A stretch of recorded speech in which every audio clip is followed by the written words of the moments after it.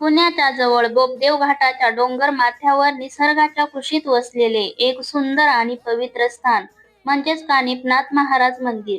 चला तर मग आज आपण या सुंदर मंदिराची माहिती जाणून घेऊया. नमस्कार, स्वागत आहे तुमचे मी सावली या माझ्या युट्यूब चॅनल मध्ये.